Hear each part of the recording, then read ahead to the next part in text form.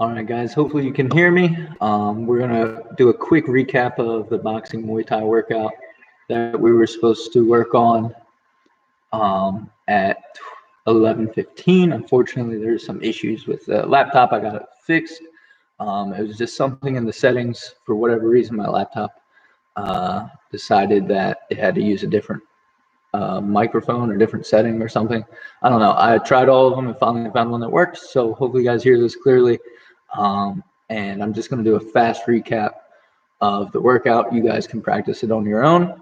And then make sure you follow along with the conditioning class right after, okay? So first, I want you guys to start off with 2 minutes of jumping jacks.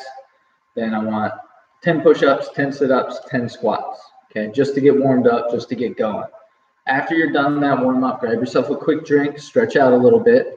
And then as far as the boxing and Muay Thai material that we wanted to cover, all week we were kind of working on our stance, working on footwork. So I want you to take a couple seconds, work on the stances for boxing. Again, make sure you're completely sideways to start, okay? Take one step forward with your back foot, all right? If you're to draw that imaginary line from your big toe of your front foot, it should line up directly with the heel of your back foot. Okay. After you got your feet situated, all right, make sure they're shoulder width apart. I want you to turn your toes to a 45-degree angle. So your toes shouldn't be facing straight forward. They shouldn't be facing all the way to the side, but kind of right in the middle. All right. After you got your feet lined up, lift up onto the ball of your foot so your heels aren't touching the floor. Bend your knees. Okay. My hips are lined up with my feet. They should be facing the same way. Same goes for my shoulders. Everything's lined up, okay?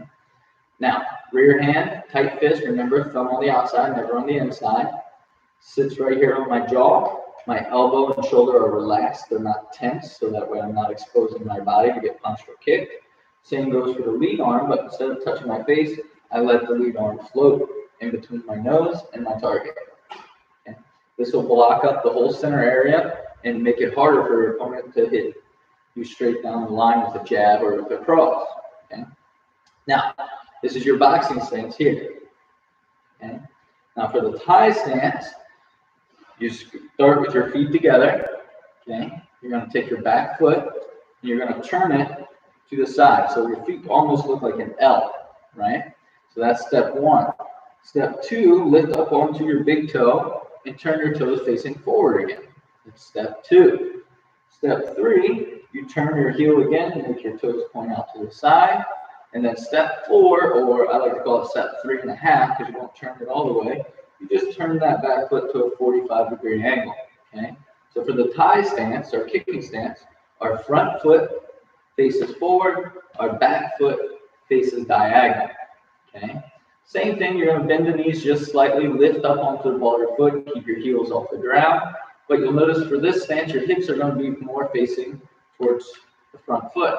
Okay, shoulders facing the same way. And instead of this boxing stance here, like we had your hands, I want you to take, like you had a towel and you were wrapping around the back of your head, and both hands kind of float a little bit. Okay, you still have a rear hand, you still have a lead hand, but the stance isn't as dramatic as our boxing stance. For the Thai stance, it's more here. Okay. Now, with the kicking stance for Thai, you have to work on that rhythm that we started to talk about earlier in the week. Okay. Almost like you were banging on a drum. 1, 2, 1, 2. You just want to get that rhythm with your hands. Okay. Now, obviously, I don't want to keep my hands as low, so I'm going to adjust my hands back up to my face, and I'm going to start to sway my body back and forth. And after you get that down and you're shifting your weight back and forth, I want you to lift your foot. 1, 2, 1, 2, 1, 2, 1, 2. Okay, it's going to feel a little strange at first, but just follow along with that rhythm. 1, 2, 1, 2. It's on a full beat. It's not a half beat. It's not 1, 2, 1, 2, 1, 2. You shouldn't be, sporadically shaking your hands and jumping around on your feet. Okay, you want to be relaxed, calm, just swaying back and forth in that stance. Okay, so there's your boxing and your Muay Thai stance. Now, for me, I use both, obviously, whether it's Muay Thai or MMA. you can use both stances. And what's going to change your stance is going to be the distance. Okay. If I'm close enough to land a punch, I turn my body a little more sideways and I get into more of a traditional boxing stance. Okay. If I'm close enough, or I'm far enough rather, to where I can only reach with my foot or a kick, then I always tend to square back up a little more to my traditional kick knee tie stance. Okay. So work on those two stances, and then for footwork, I'm going to show you from both stances. Working on forwards and backwards motion. Okay. By moving forward, whether I'm orthodox or southpaw, my front foot moves first. Okay. Here, my back foot follows. All right. As I move back, my back foot moves first, my front foot follows. Okay? And that's from the boxing stance. From the tie stance, it's the same thing. Front foot's going to move first, my back foot follows. Front foot moves first, my back foot follows. Big difference you see here is I'm not breaking my rhythm. Okay? As I move, I'm still shifting my body, I'm still swaying, I'm still keeping that nice 1, 2, 1, 2, 1, 2 rhythm. Okay, so easy way to remember: front foot moves first, back foot follows when you're going forward. Okay, when you're moving backwards, your back foot will move first, your front foot will follow. So I always use the saying front to front, back to back. Okay, front foot moves when I'm moving front, back foot moves first when I'm moving back. Okay, it's an easy way to remember it. All right, big mistakes you can make when you're doing that with your footwork is letting your feet get too close together or too far apart. So be sure not to do that. All right, now sideways movement. All right, in my boxing stance here, if I step to my right, which will be your left, I'm going to move my right foot first. If I step to my left, then I move my left foot first. Okay, so rule of thumb there: left to left, right to right. Okay. Now I'm mirroring you guys. Traditionally, I stand this way. Okay. I'm right-handed. My right side is my dominant side, so I always keep my strong side behind me. Okay. Most of you should be standing in that same stance. Okay. So practice your stance, practice your movement. Important thing to not mess up on when you're moving side to side or circling is crossing your feet. Okay. You still don't want them to get too close together or too far apart, like we talked about with the forward and backwards movement. But when you're moving side to side, another big mistake you can make, if you move the wrong foot first, okay, so say I want to step this way, right? I should be moving the leg on this side, but if I mess up and I step with this leg, figure cross. Okay. I can't effectively throw a punch, kick, elbow, knee, anything from that stance. Same thing, if I want to move this way, okay, I should be moving this way. But say I make a mistake, I step this one first.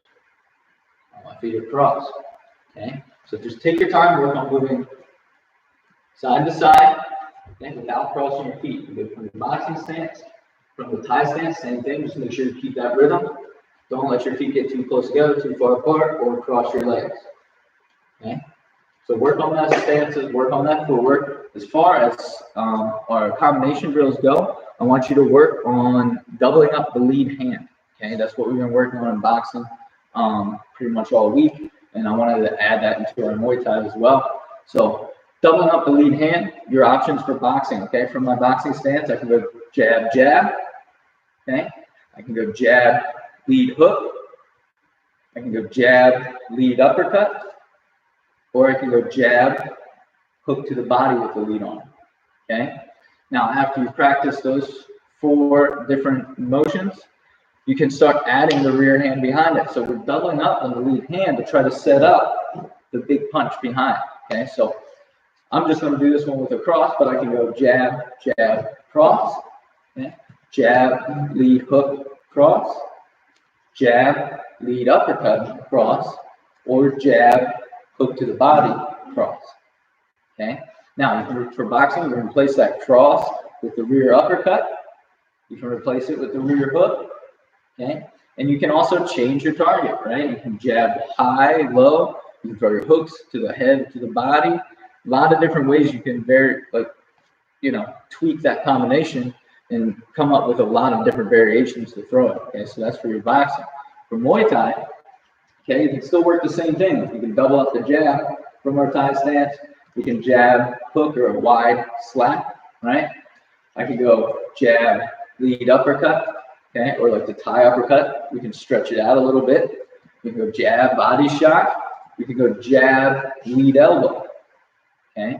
Those are all different options for Muay Thai. So you can take your time, go through all 5 of those. If you want, practice them on a heavy bag. If you have a partner that can hold pads for you at home, you can do it that way, okay? Now, after you get comfortable with doubling up that lead side with the arms, then you can start adding in either the cross, right? Or you can add the rear knee, okay? Or you can add the round kick, okay? Any of those work. So I could go jab, jab, kick, jab, lead hook, kick, okay? Jab, uppercut, kick, okay? Jab, body shot, kick, right? The only one I don't know if I'd follow with the kick would be jab, elbow, okay? The reason for that being is if I'm that close and that tight to throw an elbow, throwing a kick behind it's going to be tough, okay?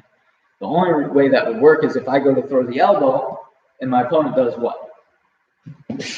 Step back to get out of the way. So if they step back and give me the distance, then I can throw that elbow. Obviously I'll miss, but I can come right back and throw the kick and I should be able to land it, okay? After the elbow, a better option would be to throw your knee because it's a much closer range attack, all right? So you have a lot of options there. The main key after working on your stance and your footwork, work on doubling up the lead hand, whether you're doing boxing, Muay Thai, or whether you're trying both. And then I want you to practice throwing different attacks from the rear side afterwards, okay? If it's boxing, you can use, again, any of your right-handed or rear-handed punches. If it's Muay Thai, you can do any of those punches in addition to elbows, knees, or kicks. All right, so you have some stuff to work on. Take your time.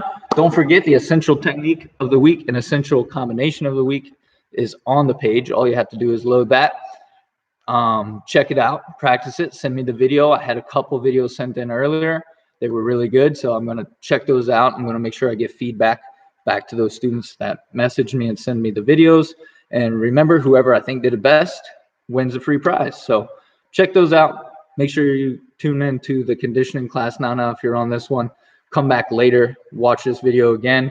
And if you want, you can just pause the video at each point, practice each one a couple times, and then click play and start watching the rest of it, okay? So good job, guys. Sorry again for the confusion earlier. Sorry we didn't get to do the full workout. I can do it with you, but I just wanted to put something out there so that way you guys had it, okay? Good job. Good luck on the conditioning workout with Master Colin.